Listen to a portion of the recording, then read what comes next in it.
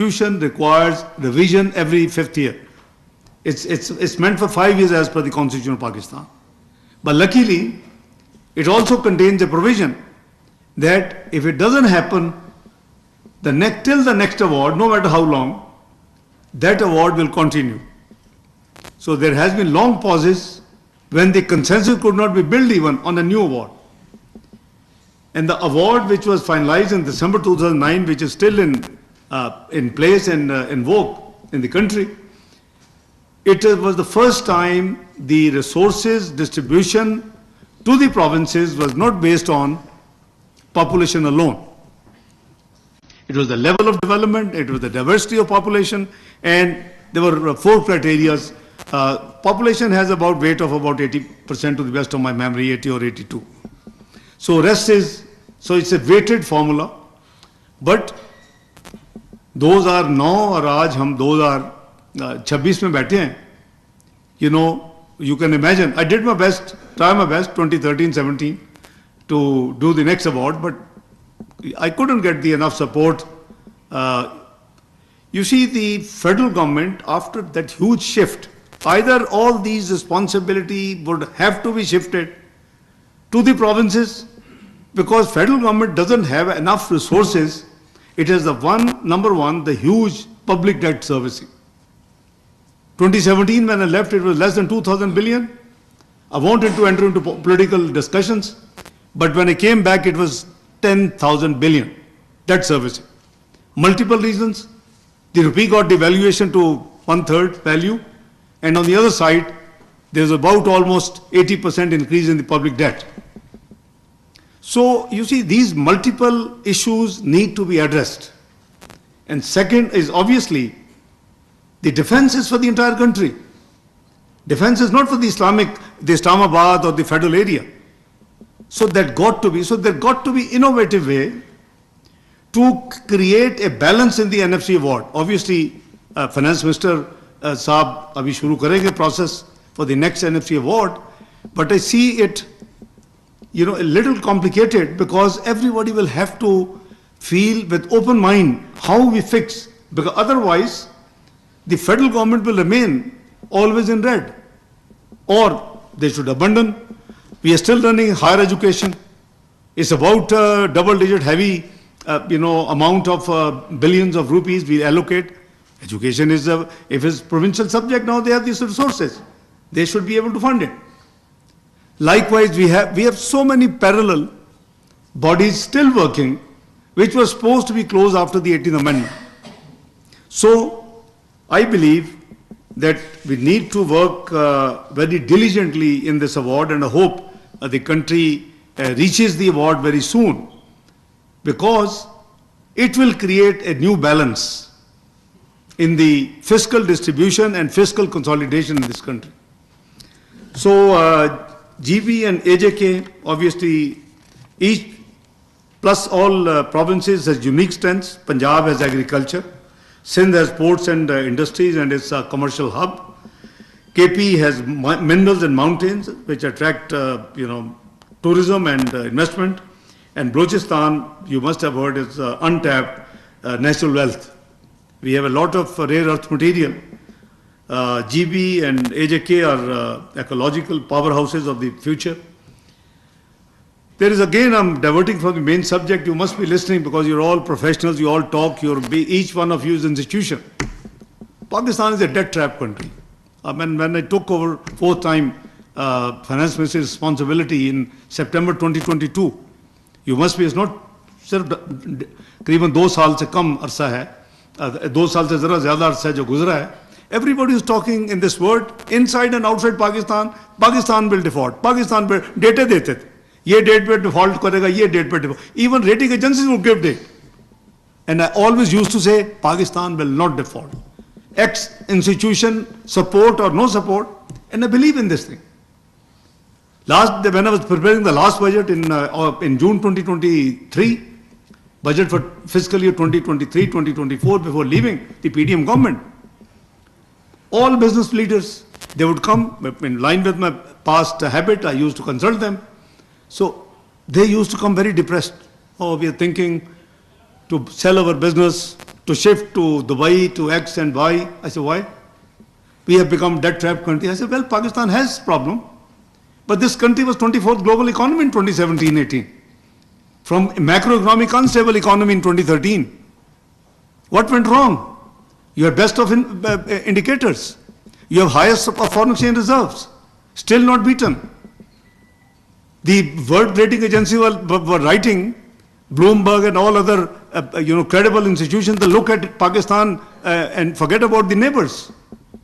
And Pricewaterhouse wrote that Pakistan is likely to be the part of G20s in the very near future, not later than 2030. What went wrong? We just abandoned the policies.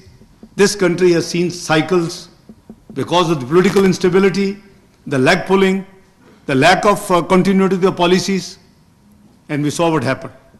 We declined to 47th economy by 2022.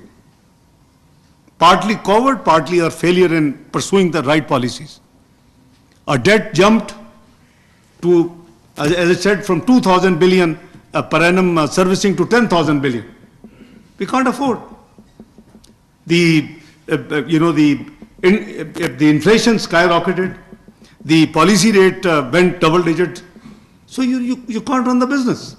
So the 2022-2023 period was just to fight to avoid default.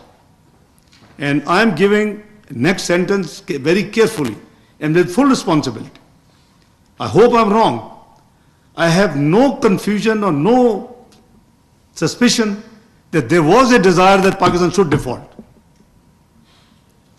Particularly certain global actors. Why? You are a nuclear country, you are a missile power.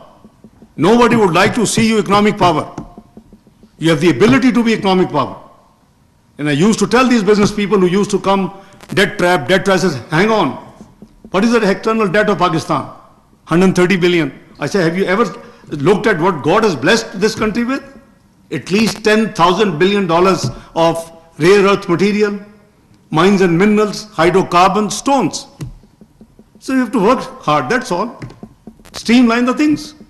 Let's be united, let's be one nation. Let's work hard, let's work for the next generations. Take the country out of woods, once and for all. Only then you will be respected. फिर आपके green passport की इज्जत होगी. तो ये दुख भरी दास्तान जो है मुझे बड़ी तंग करती है as Pakistani. Professionally, I'm like you, I'm chartered accountant. I qualified 74 from UK. So I've worked with the Middle East, with different parts of the world. So I know what it means. लेकिन मैं समझता हूं कि अगर हम आज भी ये जो आप एक्सरसाइज करें, it's a great exercise. Believe me. If you can make recommendations how to take Pakistan out of these troubled waters for all times to come, the only solution you will find is the economic empowerment.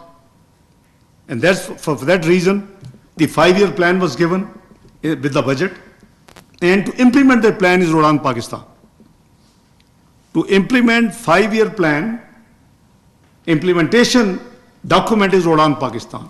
जिस पे आप पिछले 3 दिन से बातचीत कर रहे हैं.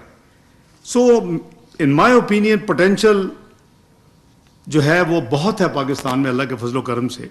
कोई घबराने की बात नहीं है, लेकिन हार्ड वर्क की जरूरत है. हमें पॉलिसीज को सीरियसली इंप्लीमेंट करना होगा.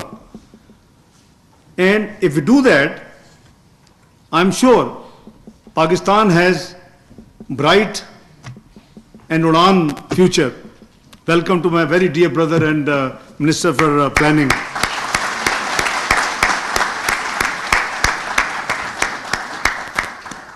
ये मुझे बड़े ही अजीज हैं, मेरे भाइयों की तरह हैं. और प्राइम मिनिस्टर कहा करते हैं कि इकबाल देर से ही आता है, for obviously for genuine reasons. So ये हमारी मजबूरियां होती हैं. हम जब कमिट करते हैं, जैसे मैंने आपके आने से पहले मैं अर्ज कर रहा था कि जब मैंने कमिट किया था उसमें मेरी एक मेजर कमिटमेंट थी कि Hungarian foreign minister was visiting and I had to spend with him many things and by the way they were good outcomes. वो आज by the way GSP plus आपको कमिट कर गए support. They have abolished visa from today on the diplomatic passport to visit Hungary. Number 3, 400 scholarships, one of the highest to any country they will give. They will continue 2026, 2028. They have signed 2 MOUs with me on one, this culture, heritage and archaeology. और इसके साथ साथ 2 committees of the multilateral UN. So I think this meeting since 10 o'clock made my day. तो उनकी आखिरी call जो थी वो करीबन 2:15 तक प्राइम मिनिस्टर पे होनी थी, after everything is done and concluded. तो उसके बाद मैंने कमिट कर लिया. मुझे नहीं पता था कि 2 दिन पहले हमारे हमसाया मुल्क के, वो भी अच्छी बात. We have been disconnected with our second neighbour for long time. So after I took this responsibility, my dear brother Asif Iqbal Sahab knows I have been actively advocating a must re-engage Afghanistan. And हमारी एक advance party 2 दफ़ा पिछले चंद दिनों में होके आई है. आज उनके कॉमर्स मिनिस्टर तशरीफ लाए हैं. Obviously you have multiple agenda. If I have to visit has to be meaningful. So inshallah we'll give you good news in next few days that I'll be in Kabul in the morning and come back to Islamabad in the evening. So, like me, he is also, Professor Asif Iqbal Sahab, my dear brother, he is also heavily occupied. So, where I was saying that Pakistan's prosperity is not rooted in a single capital, it is woven into every district, every province. Before Choice Up you came, I explained some background of the 18th Amendment. We were together, and then NFC award, and then shifting of the resources, and the much bigger responsibility in provinces, and the current imbalance, of the fiscal space for the federal. This all I have, while waiting for you, I'll given my, ideas and my thoughts shared with honorable ladies and gentlemen here. So, where digital Pakistan must begin? Let us turn our gaze to the future.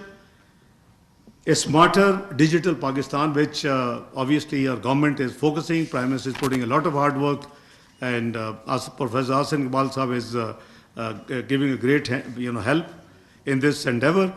But the truth is that digital Pakistan will begin with digital provinces.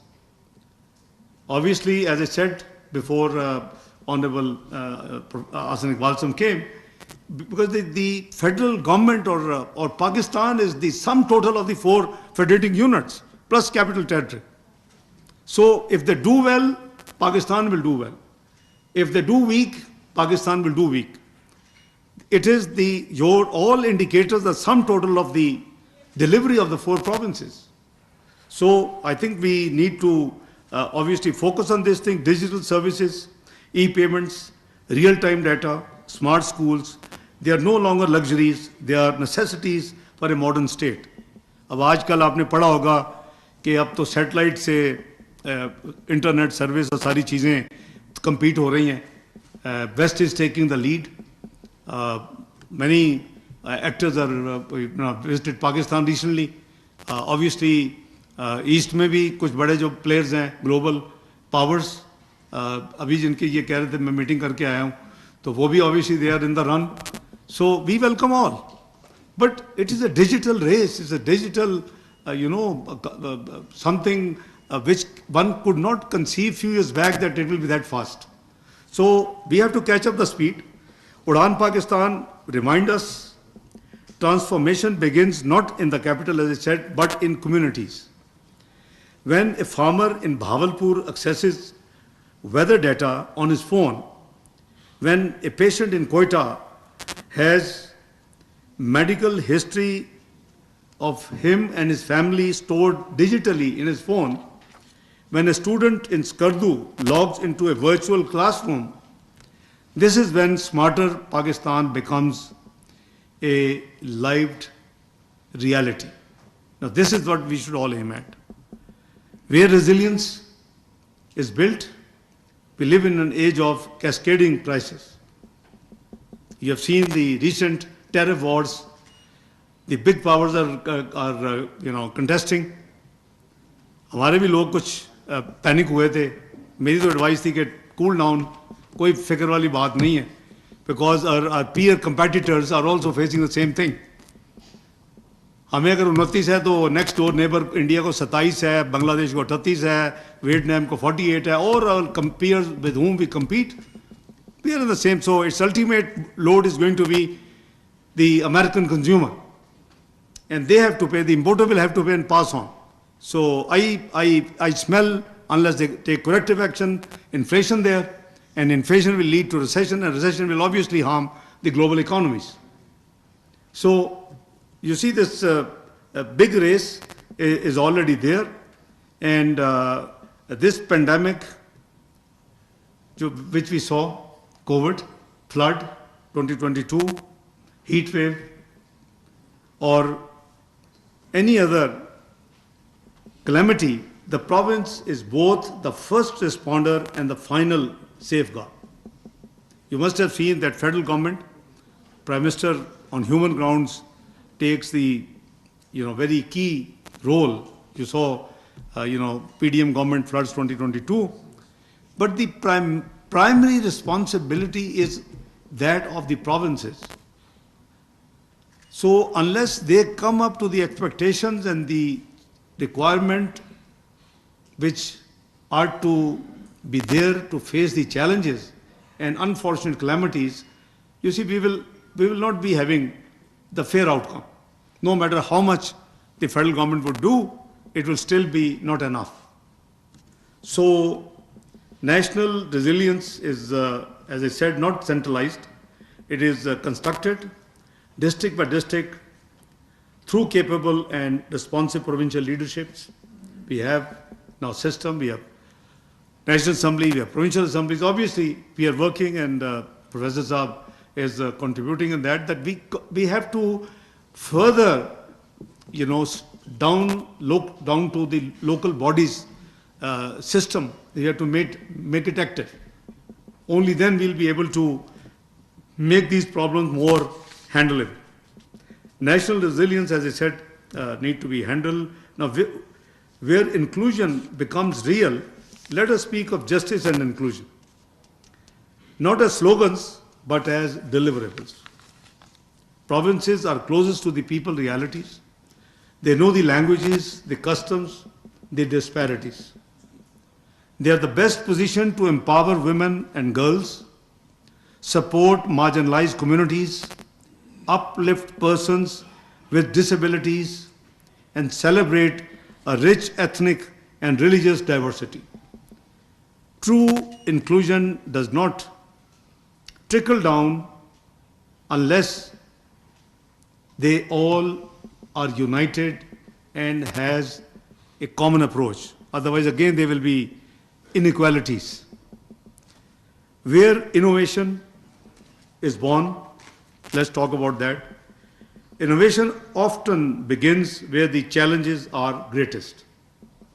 That's why they say that challenges bring opportunities with them. So we may look to federal institutions for leadership, but many of Pakistan's bolden reforms have to begin in the provinces. A digital agriculture platform in KP, a climate adaptation initiative maybe in Sindh.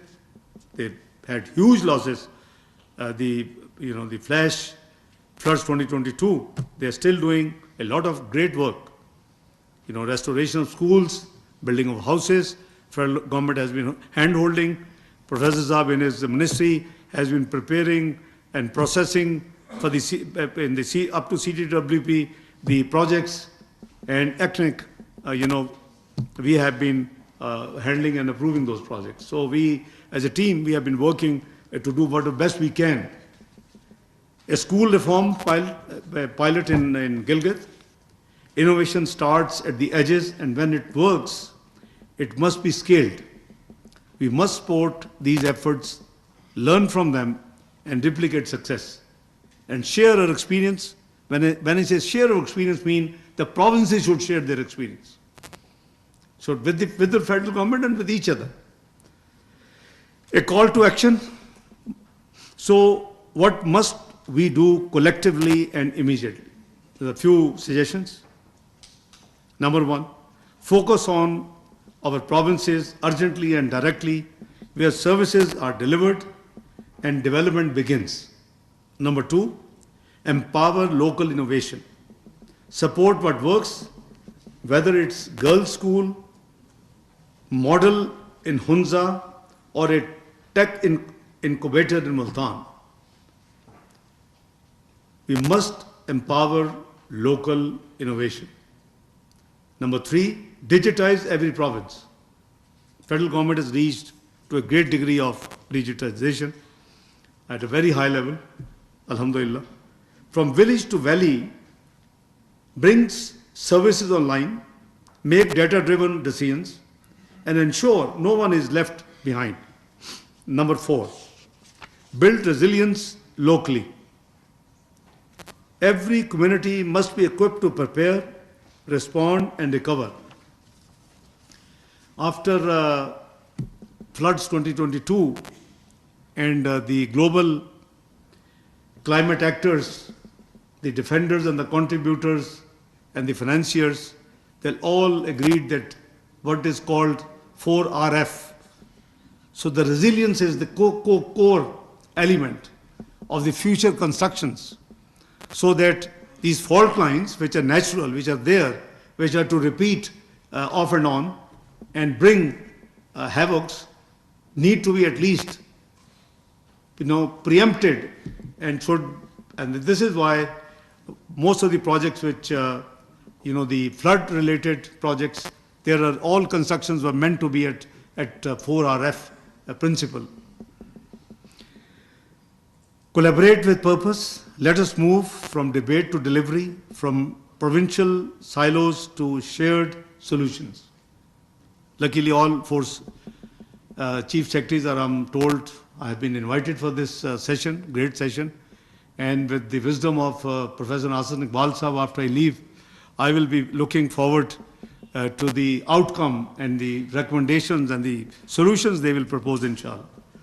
In conclusion, I would say the Udan vision, a federation's flight, and the captain is sitting here, is not just a federal vision. It is national drive for progress, rooted in data, innovation, and collaboration. It works when provinces take ownership, tailor solutions, and lend transformation.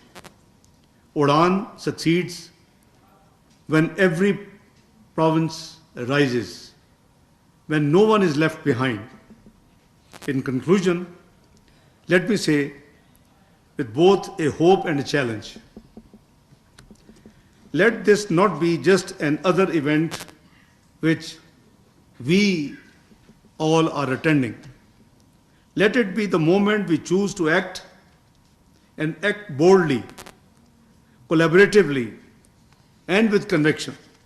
Because when Pakistan takes flight, every province must lift, every citizen must rise. A smarter, stronger, more inclusive Pakistan cannot be imagined from one office. It must be built in every street, every school, every clinic, and every farm, and every hook and corner of this country. So, I would say to you, let us listen what the great leaders would be deliberating after I leave, and let Allah give them wisdom and foresight to prepare a plan upon acting on which Pakistan actually achieves the great objectives which Udan Pakistan has set for itself and for Pakistan, which is steered under the leadership of the Prime Minister by Professor Asif Sahab. Together, I would say, last words, let us lift Udan Pakistan from vision to delivery and ultimate victory, inshallah. Pakistan